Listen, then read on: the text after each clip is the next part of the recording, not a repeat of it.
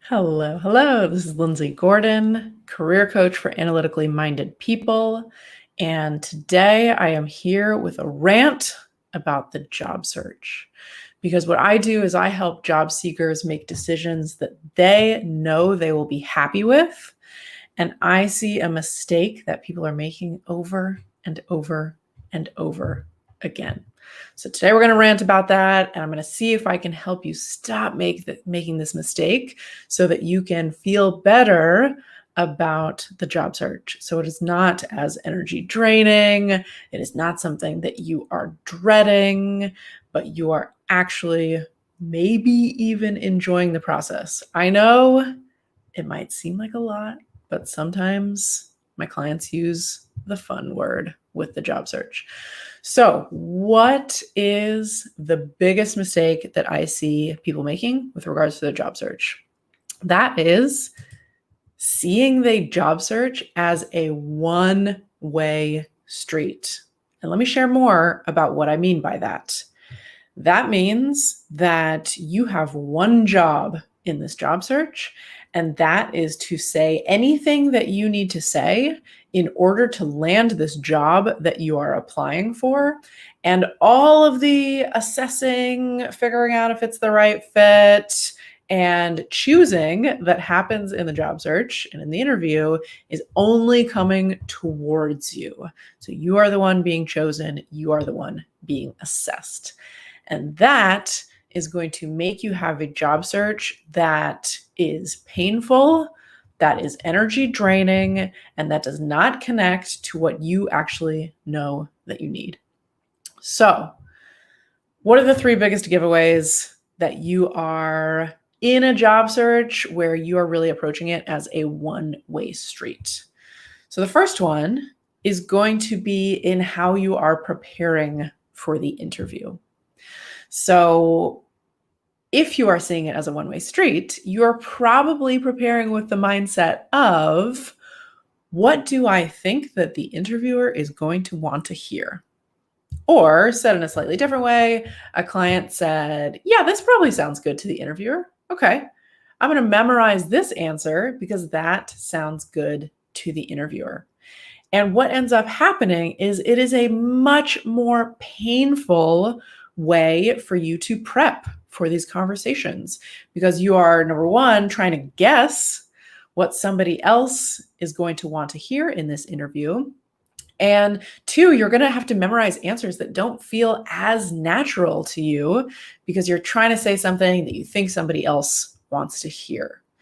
And now I always like to be really clear. It is not as easy and safe for everybody to be able to just be themselves in an interview. You might be judged differently by the way that you present. You may be judged by the way that you wear your hair, by the clothes that you're wearing, by an accent that you have, by the group that you are part of. So it is not just as easy as be yourself. And I want you to be finding the agency to be as much of yourself in the interview as possible and not just trying to guess what the other person is going to want you to say. So this is the first way that you know that you're probably approaching the job search from this one-way street perspective. So that mindset of how you are preparing in the interview. Second is when you are in the interview, you are asking what my clients like to call basic non-question questions.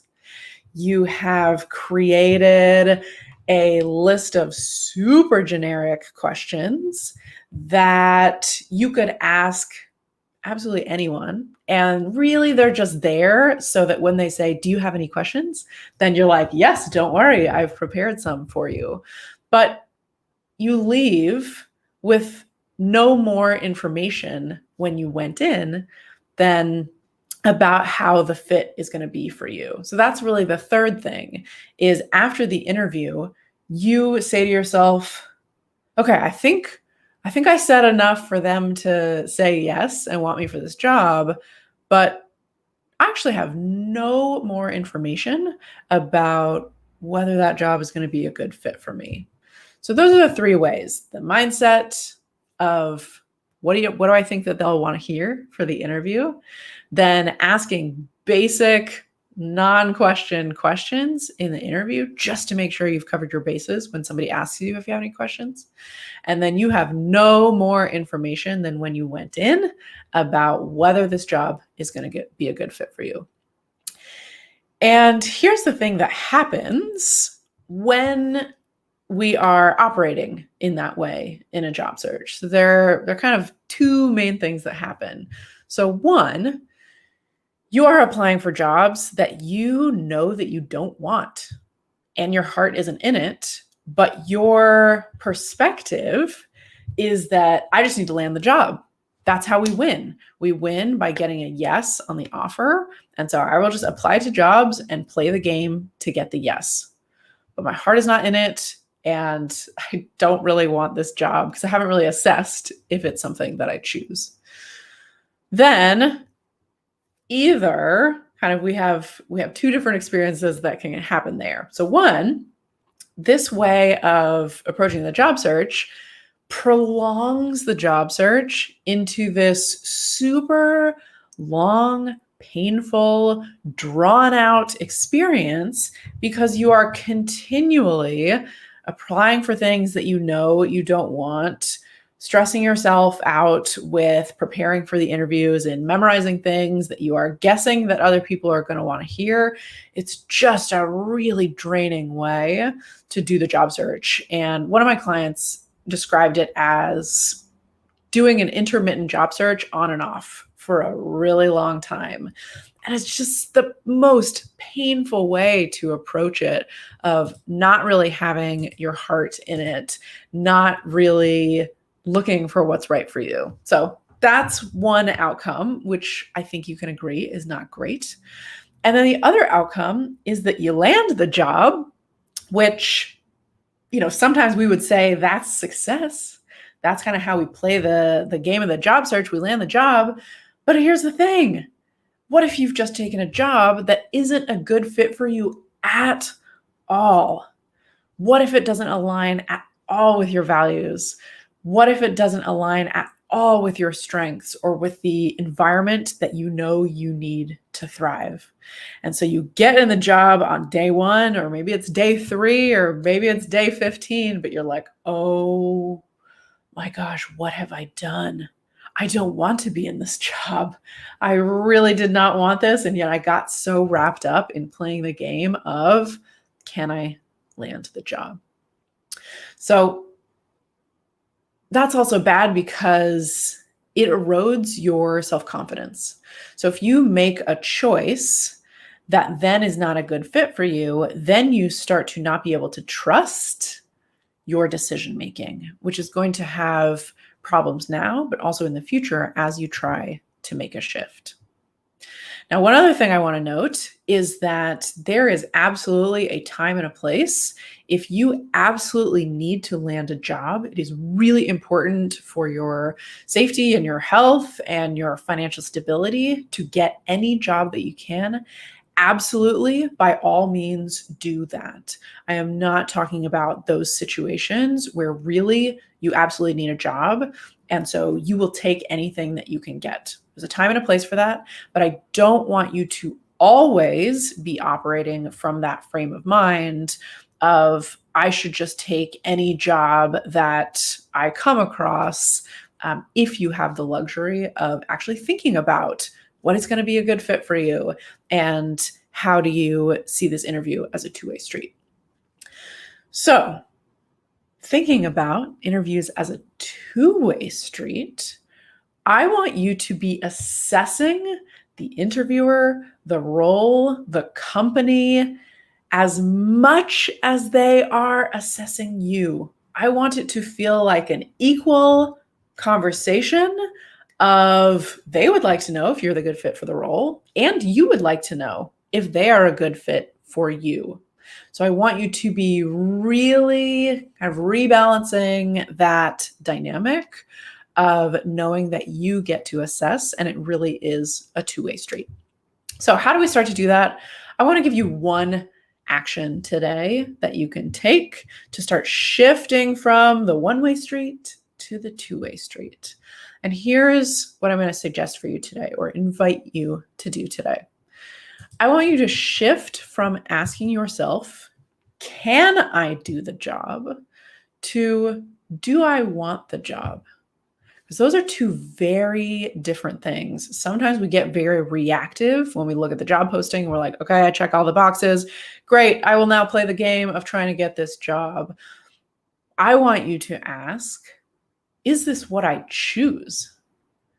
How does this feel aligned with what's important to me? How does this feel aligned with what I know I need in order to thrive? Is this the right next stepping stone for me? Am I curious about learning more about this?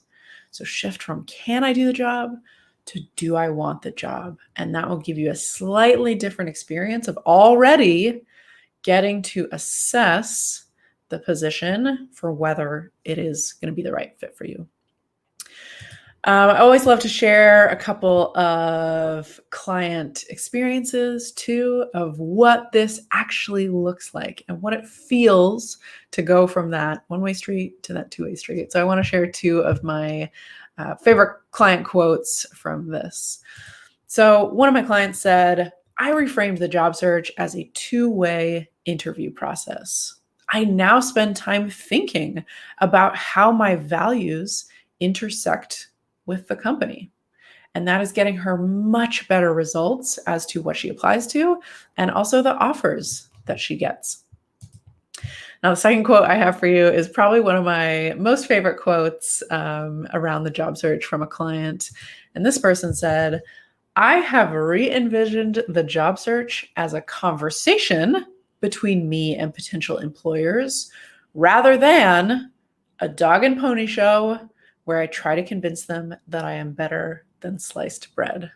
So I hope that gives you a really great visual of what it can feel like when we get wrapped up in this of, okay, how can I do everything I can to convince them that I am better than sliced bread, except that, oops, I don't actually want this job and I really don't want to land this offer. So I hope that that helps you avoid making this big mistake of just seeing the job search as a one-way street. And let me know what happens when you shift from asking, can I do the job, to do I actually want this job? And am I interested to apply? So super nice to spend some time with you. Let me know what you discover with this. And if you want to learn more about ways to make decisions that feel good to you, you can always check out more at my website, alifeofoptions.com. Hope you have a great rest of your day.